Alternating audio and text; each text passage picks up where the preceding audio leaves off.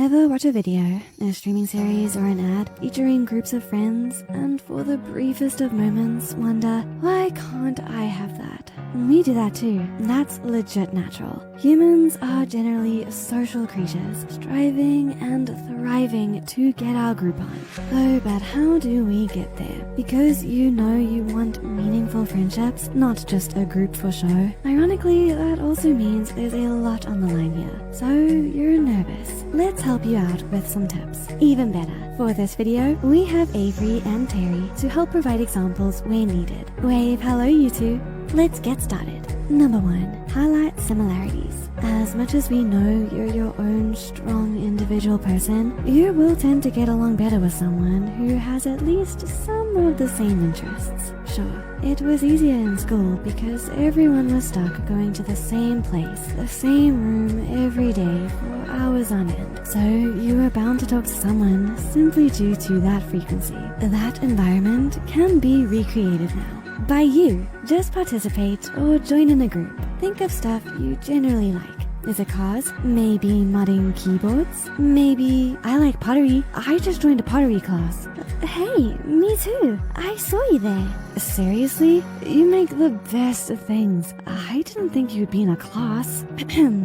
Well, thanks, you two. And it looks like they're off talking about pottery. I see beautiful friendship in the making. A group could be physical, or even an online discussion thread. When you have something to talk about, that first big step has been taken. Number 2, start simple and open. Let's say you've initiated conversation, but then it suddenly gets awkwardly quiet. Does this sound unfortunately familiar? Not to worry. Many of us tend to get ahead of ourselves and we end up asking too much too soon. We also tend to ask questions that can be answered yes or no. So start simple and ask questions that start with things like how or what.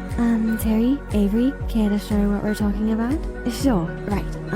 Hey Avery, I saw you walking a dog the other day. Is that yours? No.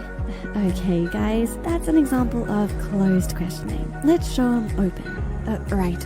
Hey Avery, I saw you walking a dog the other day. How'd you get a dog? Oh, a big golden colored dog? Yeah, no, that's not mine. It's my neighbor's. I walk their dog on occasion. I mean, I love dogs, but, you know, expensive. Oh, I get that. That dog looks so happy and friendly. Reminds me of the time I had a job at a pet shop. See? Open. This will give you more information, and you can then ask questions based on the answer that they gave you. This shows and confirms that you're listening to them and care about what they say. After all that, you share something related about yourself. Think of it as a trust move. They've trusted you with some info, and you're now trusting them. And all good relationships are based on trust. Number 3, joke around. Good, non-aggressive humor is a great way to bond with others. It helps to break the ice and ease awkward silence moments. It lightens the atmosphere, which makes others comfortable. Having a good sense of humor associates you with good times and confidence. So people may choose to speak and open up to you because they know it's not going to be swamped by a downer or a lecture. Number 4, share a meal. Don't try to start a friendship when you're hangry. Food is good for the soul, and it's good for making friends. You're in a place of comfort and good cheer when eating a meal. Sharing that space with someone means you now have more than one person in that same happy space, and conversation will naturally flow.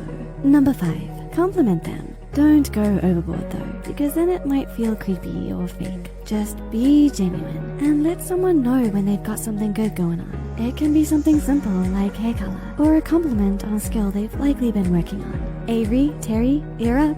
Hi, I just wanted to let you know I think your Mandalorian armor is amazing. Thanks, I made it. You made that? You have got to be crazy talented. Now the person associates you with feeling good, and the compliment has also acted like an invite to talk to you. Other people get nervous too, and a compliment is a great way to allay fears that they'll be snubbed. Number 6, seek help. No. don't do this through gathering minions or acting incompetent. In this kind of help, we mean being open to asking for someone for assistance or advice in something you're truly and genuinely interested in. So it's not like you're making them your lackey. You're complimenting them by acknowledging their expertise in an area. If you're inquiring because you're curious, you're acknowledging that what they're good at is a desirable thing. Generally, it allows them to perform small acts of kindness, which can lead to increased closeness and a connection. They feel valued and helpful, and people like to know that they matter. The key to this, though, is that the interest must be genuine, because pretend or polite curiosity feels fake and makes it seem like you're either being condescending or have an unsavory ulterior motive. Number 7. Your friends have friends too. This is where you're using the fact that the odds are in your favor. See if you can be friends with your friends' friends. Chances seem good. After all, you have lots of common interests with your current friend. Chances can be good that their friend has some overlapping interests too. Plus, you trust your friend, and thus there's a better chance that their friend is safe. By being your friend's friend, they've been vetted. There's a far lower chance of unpleasant surprises, and you already have something in common, the mutual friend. Number 8. Spend time. Like anything new, a bond needs to be nurtured. So, when you click with someone, that's the critical time to cement the bond. Of course, your older friendships do need care too, but the bond there is already pretty solid and can survive longer periods of downtime than a new friendship. Pick an activity that allows you to actually get to know each other. Interact over social media, play games, or do that similar interest you have. Hey, that reminds me, Terry, I got some new clay, an extra potter's wheel, and some new designs. Wanna do some pot sculpting? Sounds great. I have so much to tell you from the last couple of weeks. See, these two can catch each other up and continue to feel relevant and needed in each other's lives. Number 9. Dealing with doubts and fear. We all have these same doubts and fears. Mostly, it's about things we have very little control over. Like, what would that person think? What if it doesn't work out? Part of dealing with the doubts and fears is to realize that because we are all such varied individuals, no one can be good friends with everyone. Meaning, if your best efforts aren't reciprocated, that's not a failing on your part. Focus on why you're trying to be friends with the person, rather than worrying about their reaction, which you can't control. Approach them because you're genuinely interested, not faking concern. You're focusing on them, taking the spotlight off of you, and that can also help you feel less on the spot. Well, I was in this group and this one person was talking. They seemed to like all the same movies I liked. They'd even read the series of books I thought no one else had read. But when I tried to talk to them, they just insulted my opinions and kept shutting me down.